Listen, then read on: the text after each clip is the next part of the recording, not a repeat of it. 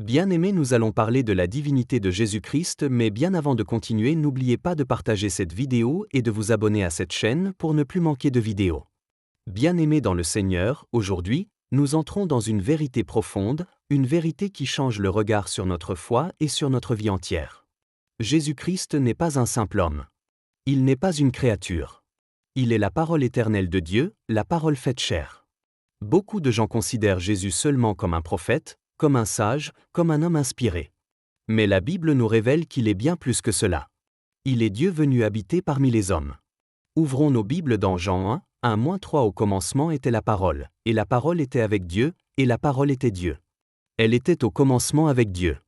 Toutes choses ont été faites par elle, et rien de ce qui a été fait n'a été fait sans elle.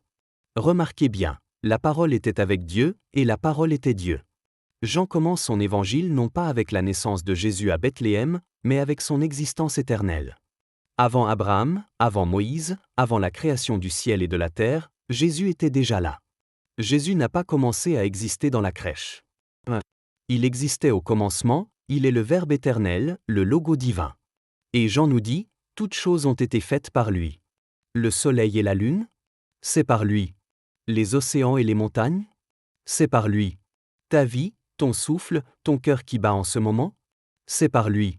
Cela veut dire que tu n'es pas le fruit du hasard, mais l'œuvre du Dieu vivant qui est Jésus-Christ. Comme preuve de sa divinité.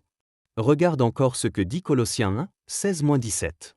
Car en lui ont été créées toutes les choses qui sont dans les cieux et sur la terre, les visibles et les invisibles, trône, dignité, domination, autorité.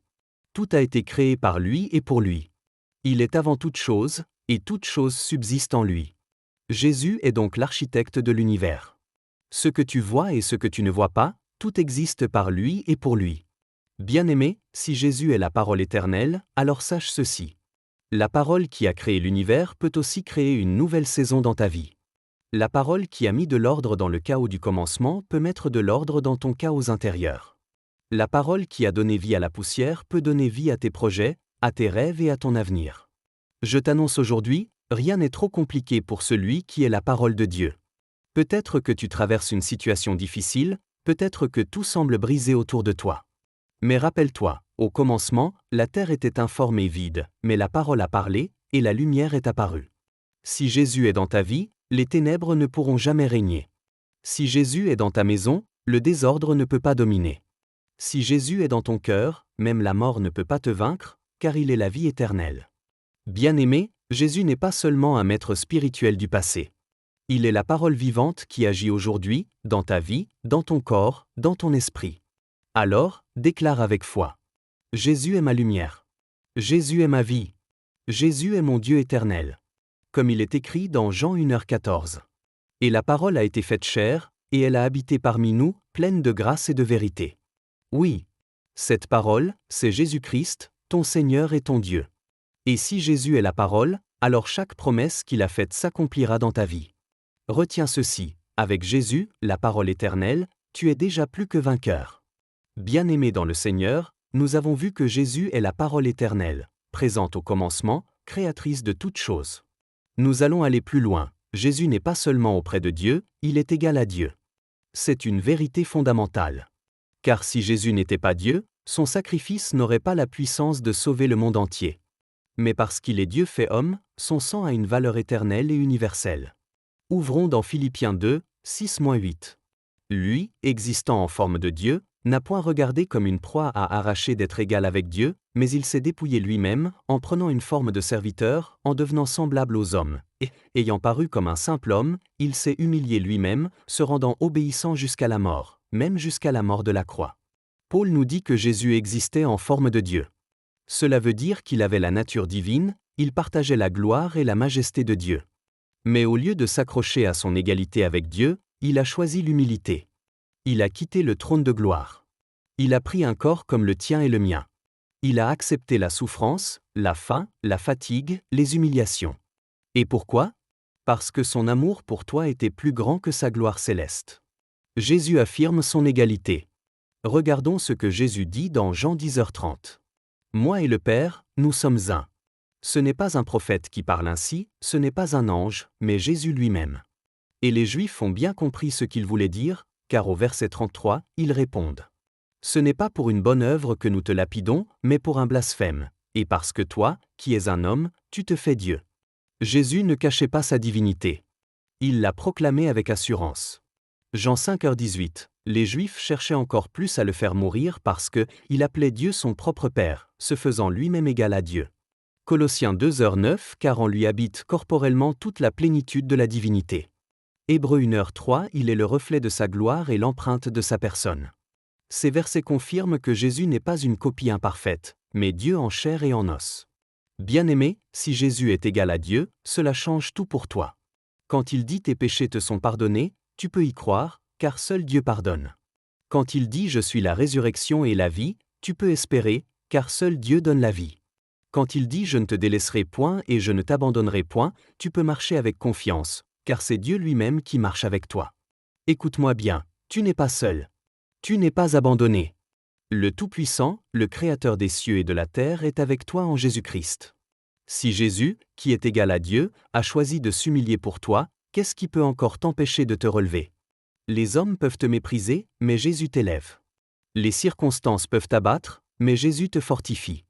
Le diable peut t'accuser, mais Jésus t'a déjà justifié par son sang. Relève-toi. Car celui qui est égal à Dieu est en toi, pour toi et avec toi. Bien-aimé, aujourd'hui retiens ceci. Jésus n'est pas un simple médiateur. Il est Dieu venu vers toi, pour t'aimer, te sauver et te donner la vie éternelle. Confesse avec moi. Jésus est mon Seigneur. Jésus est mon Sauveur. Jésus est mon Dieu Tout-Puissant, égal au Père, et il vit en moi. Comme dit Philippiens 2, 10-11. Afin qu'au nom de Jésus tout genou fléchisse dans les cieux, sur la terre et sous la terre, et que toute langue confesse que Jésus-Christ est Seigneur, à la gloire de Dieu le Père. Souviens-toi, si Jésus est égal à Dieu, alors rien n'est impossible à celui qui croit en lui. Bien-aimés dans le Seigneur, nous allons découvrir une vérité puissante. Jésus-Christ est digne d'adoration. L'adoration, mes frères et sœurs, n'appartient qu'à Dieu seul. Aucun prophète, aucun ange, aucun homme de Dieu, aussi puissant soit-il, ne mérite l'adoration. Et pourtant, dans les évangiles, nous voyons que Jésus a reçu l'adoration. Non seulement il l'a reçue, mais il ne l'a jamais refusée, car il est Dieu manifesté en chair. Matthieu 28, 9. Et voici, Jésus vint au-devant d'elle, et dit, « Je vous salue. » Elles s'approchèrent pour saisir ses pieds, et elles l'adorèrent. Jean 20h28. Thomas lui répondit, « Mon Seigneur et mon Dieu. » Ces passages sont clairs. Les disciples n'ont pas seulement respecté Jésus, ils l'ont adoré. Regardons bien. Quand les femmes ont vu Jésus ressuscité, elles n'ont pas seulement crié de joie. Elles se sont prosternées, elles ont saisi ses pieds, et elles l'ont adoré. Thomas, de son côté, était sceptique. Il ne croyait pas à la résurrection. Mais quand Jésus lui est apparu et lui a montré ses mains percées, il a crié du fond de son cœur. « Mon Seigneur et mon Dieu !» Remarquez que Jésus ne l'a pas corrigé. Il ne lui a pas dit « Attention, je ne suis qu'un prophète ». Jésus a accepté cette déclaration, parce que c'est la vérité, il est Seigneur et Dieu. La Bible nous dit clairement que les anges refusent l'adoration. Apocalypse 19h10. L'ange dit à Jean, « Garde-toi de le faire. Je suis ton compagnon de service. Adore Dieu. » Mais Jésus, lui, reçoit l'adoration, car il est Dieu.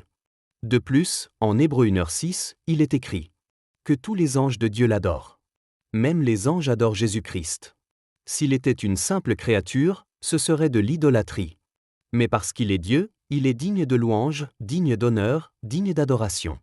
Bien-aimé, si Jésus est digne d'adoration, cela veut dire que quand tu l'adores, tu n'élèves pas seulement un chant, tu touches directement le cœur de Dieu. Tu n'exprimes pas seulement tes émotions, tu invites la gloire divine à descendre dans ta vie. Tu ne perds pas ton temps, tu investis dans l'éternité. Je veux te dire aujourd'hui, ton adoration est une arme. Quand tu adores Jésus, les chaînes tombent, les portes s'ouvrent, les ténèbres reculent et le ciel s'ouvre sur ta vie. Peut-être que tu traverses un désert, une épreuve difficile. Mais au lieu de te plaindre, lève tes mains et adore ton Seigneur. Adore-le dans la maladie, car il est ton guérisseur. Adore-le dans le manque, car il est ton pourvoyeur. Adore-le dans la tempête, car il est le maître des vents et des mers. Ne laisse pas tes problèmes voler ton adoration. Car ton Dieu, Jésus-Christ, est plus grand que tes combats. Bien-aimés, retenez ceci. Jésus n'est pas seulement digne d'être écouté, il est digne d'être adoré. Car il est ton Seigneur, ton Sauveur et ton Dieu. Alors, ouvre ta bouche et confesse avec moi.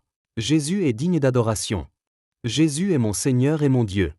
Jésus est le Roi des rois et le Seigneur des seigneurs.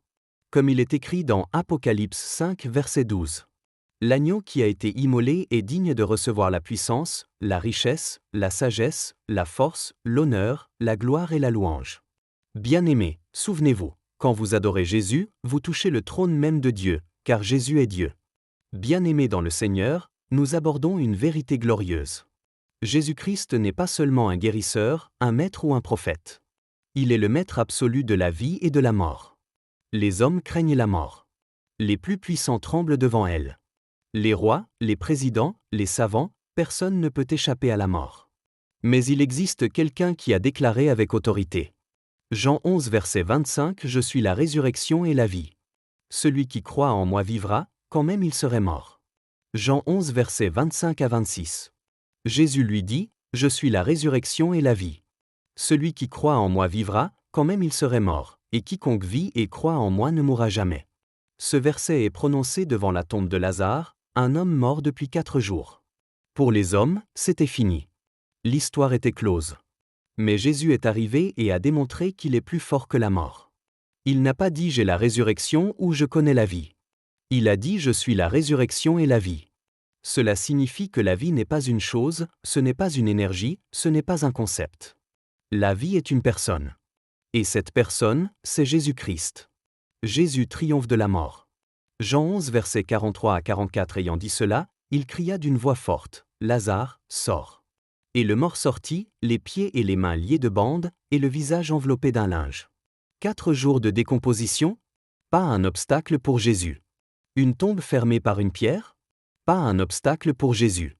Le désespoir des hommes? Pas un obstacle pour Jésus. Quand Jésus parle, même la mort obéit. Et dans Apocalypse 1 verset 17 à 18, Jésus dit à Jean, Crane's Point, « Je suis le premier et le dernier, le vivant. J'étais mort, et voici, je suis vivant au siècle des siècles. Je tiens les clés de la mort et du séjour des morts. » Cela veut dire que même la mort n'a plus le dernier mot. Jésus en est le maître. Bien-aimé, écoute ceci. Peut-être que ta vie spirituelle est comme Lazare, sans espoir. Jésus peut te ressusciter. Peut-être que tes projets sont morts, ton mariage est en ruine, ton avenir semble enterré. Mais Jésus peut dire un mot et tout reprendre vie. Peut-être que tu as peur de la mort physique. Mais en Christ, la mort n'est plus une fin, c'est une porte vers la gloire éternelle. Je veux t'annoncer aujourd'hui, tout ce que la mort a volé, Jésus peut le restaurer. Ne crains plus la mort. Ne crains plus l'échec. Ne crains plus la perte. Car celui qui marche avec toi est le maître de la vie et de la mort. Lorsque les ténèbres disent c'est fini, Jésus dit ce n'est que le commencement. Lorsque les hommes disent il n'y a plus d'espoir, Jésus dit je suis l'espérance vivante. Lorsque l'ennemi crie c'est la fin, Jésus répond je suis la vie éternelle. Bien-aimé, retiens ceci aujourd'hui, si Jésus est ton Seigneur, tu n'as rien à craindre. Ni la mort, ni la maladie, ni les ténèbres, ni le diable, rien ne peut avoir le dernier mot sur ta vie. Confesse avec moi. Jésus est ma résurrection. Jésus est ma vie. Jésus est le maître de la mort et je vis par lui. Comme il est écrit dans Romains 8 verset 11. Et si l'esprit de celui qui a ressuscité Jésus d'entre les morts habite en vous, celui qui a ressuscité Christ d'entre les morts rendra aussi la vie à vos corps mortels par son esprit qui habite en vous. Souviens-toi, avec Jésus, même ce qui est mort peut revivre. Il est la résurrection et la vie. Bien-aimés dans le Seigneur, nous avons déjà vu ensemble que Jésus est la parole éternelle, égale à Dieu, Dignity Adoration, le maître de la vie et de la mort. Maintenant, nous allons plonger dans une vérité puissante. Jésus-Christ est un avec le Père. Cette déclaration est le cœur même de la foi chrétienne. Jésus n'est pas séparé de Dieu, il n'est pas une copie diminuée de Dieu, il est un avec le Père. Jean 10 verset 30. Moi et le Père, nous sommes un. Lorsque Jésus prononce ces paroles, il ne parle pas d'unité d'intention seulement. Il parle d'une unité de nature. Il ne dit pas moi et le Père, nous travaillons ensemble. Il dit nous sommes un. C'est pour cela que les Juifs ont voulu le lapider, car ils comprenaient très bien que Jésus s'identifiait à Dieu lui-même. Jean 14 verset 9, celui qui m'a vu a vu le Père. Jésus n'est pas une image imparfaite de Dieu, il est l'expression parfaite du Père. Hébreux 1 verset 3, il est le reflet de sa gloire et l'empreinte de sa personne. Si tu veux connaître